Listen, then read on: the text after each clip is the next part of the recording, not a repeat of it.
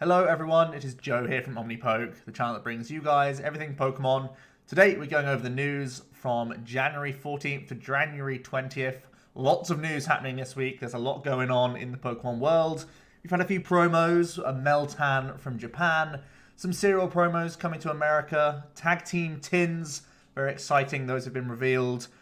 The Unbroken Bonds set logo has been announced. Team Up theme decks and their contents have also been released. Detective Pikachu product information's finally come out, as well as a few exclusive promos as well. The TPC Banlist was updated this week. There's also been a load of full metal wall cards that have been leaking. And there's the Dallas Regionals, which has just concluded. So lots to get involved with this week.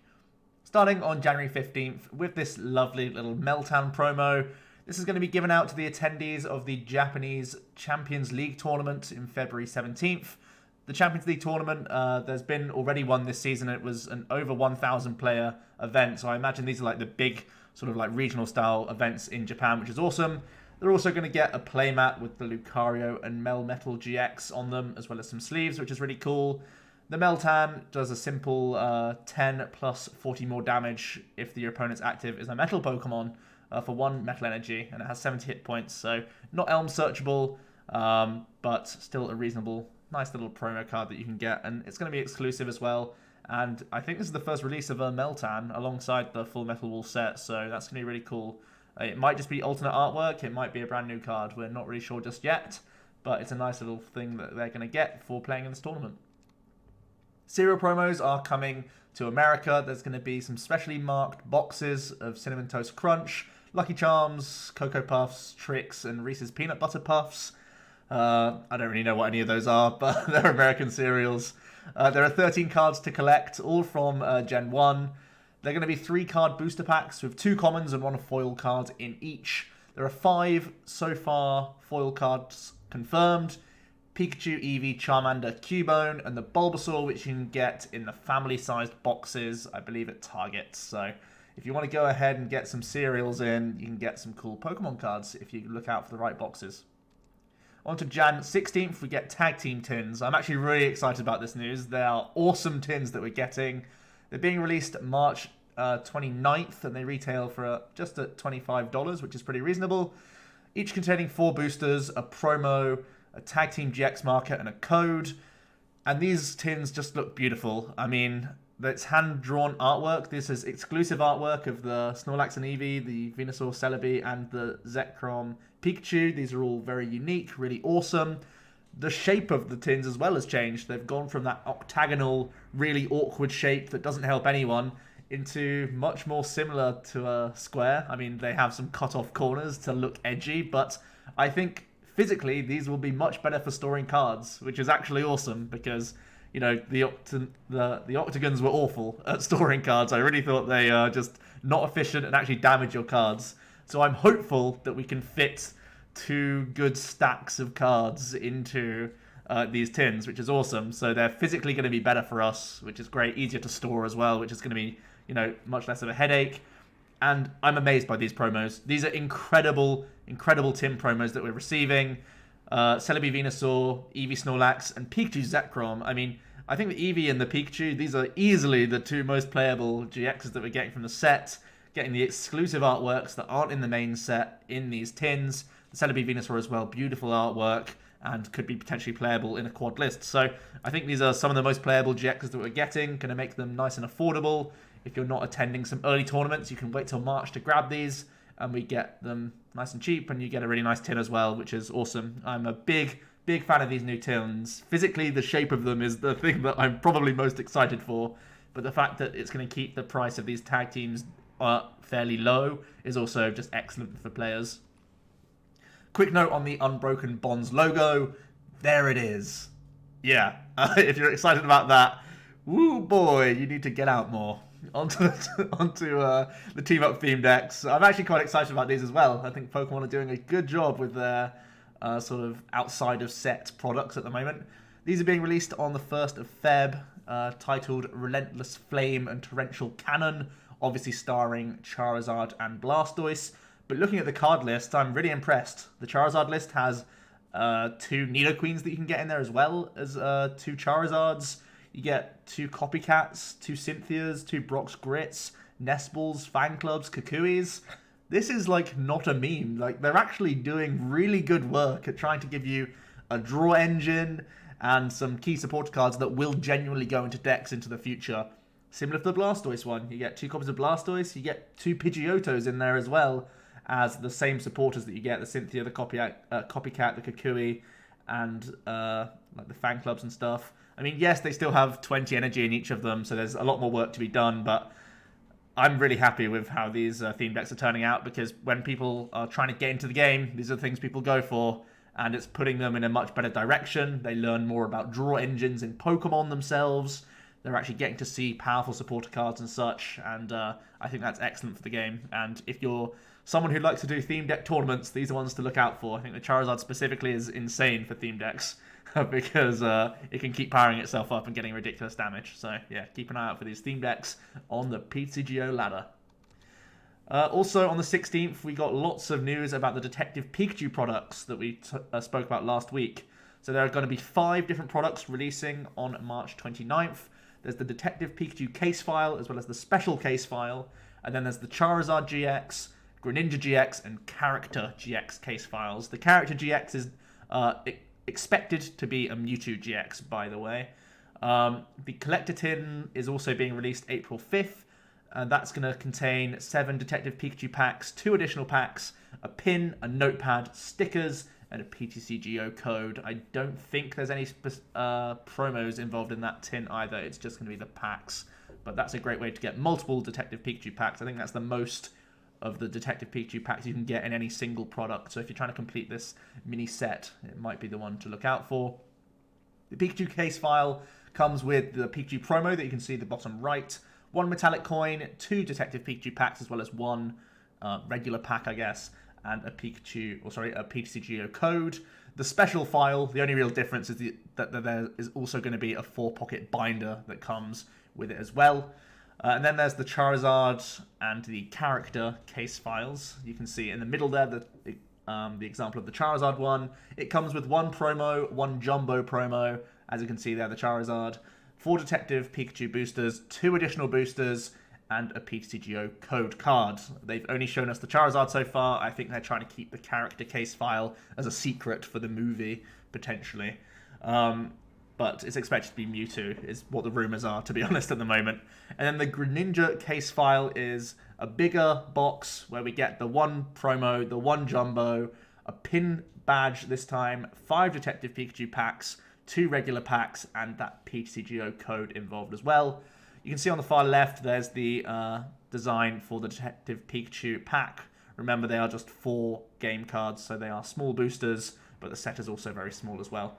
Really interesting that we get to see these in a bit more detail now. They are like lifelike sort of sketches or drawings, or I don't know how they've made these cards, to be honest, but it's really unique artwork for this set, and I think they're really going to be cards that are going to be very desirable, and I think a lot of people will be picking these up, definitely collectors, which are really cool. Into some more detail about the cards themselves, we have got the information on these 3 so far. Detective Pikachu, 90 hit point, basic lightning type, with the brilliant deduction attack for a lightning, allowing you to look at the top 4 cards of your deck, put one of them into your hand, shuffle the other cards back into your deck. Obviously, you can't evolve a Raichu from Detective Pikachu, unfortunately, so even though it's a 90 hit point Pikachu, we're not going to be able to use this guy. He's purely for collector purposes.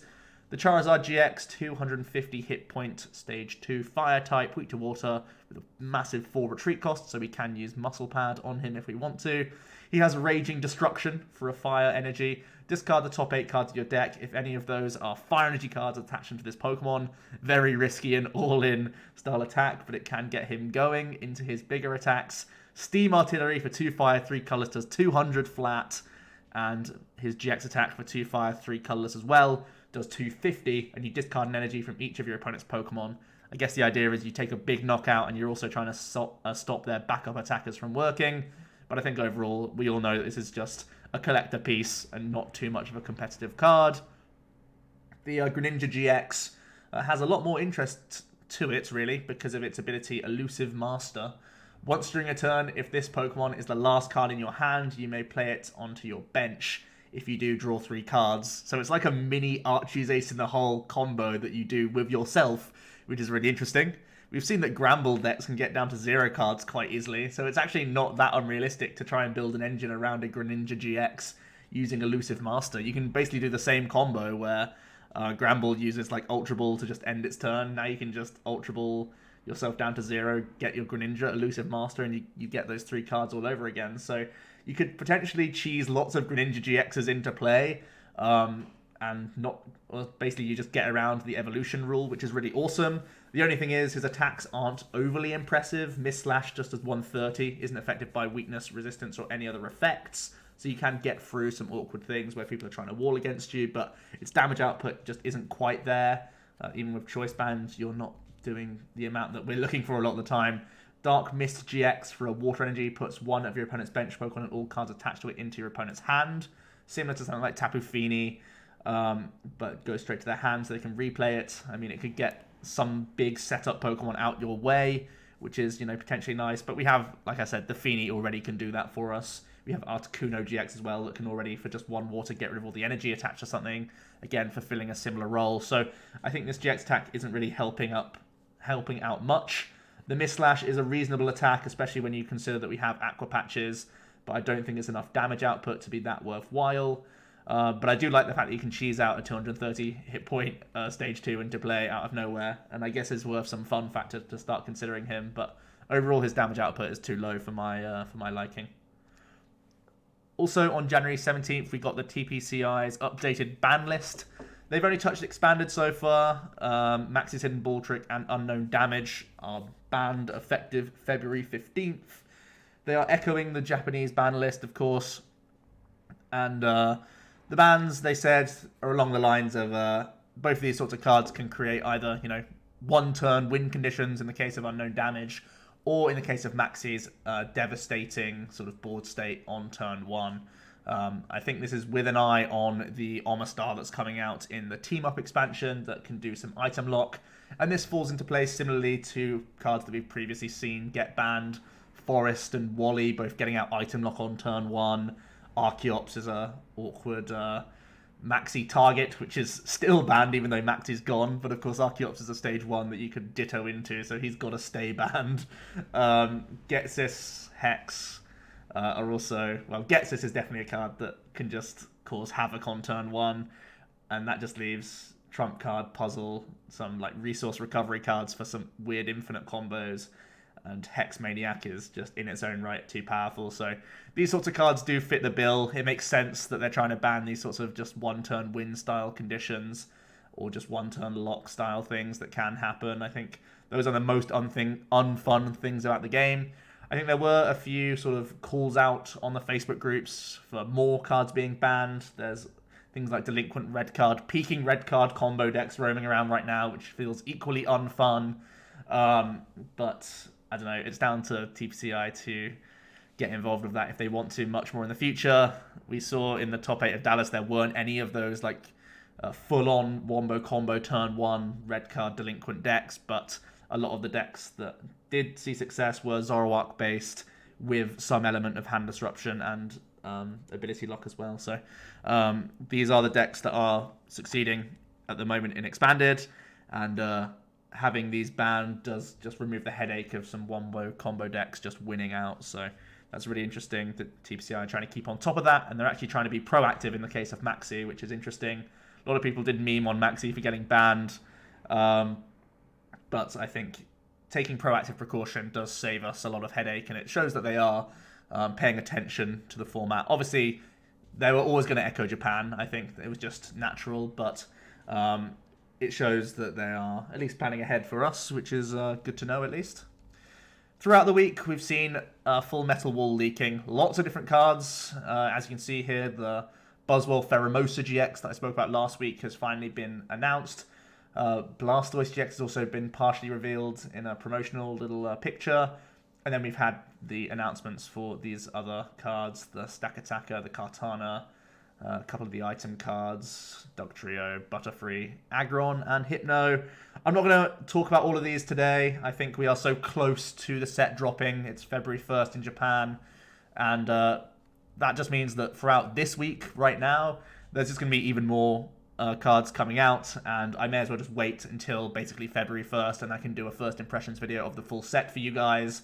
Otherwise, this video is going to be like another hour long, and I want these to be quite digestible news pieces. So expect a first impressions video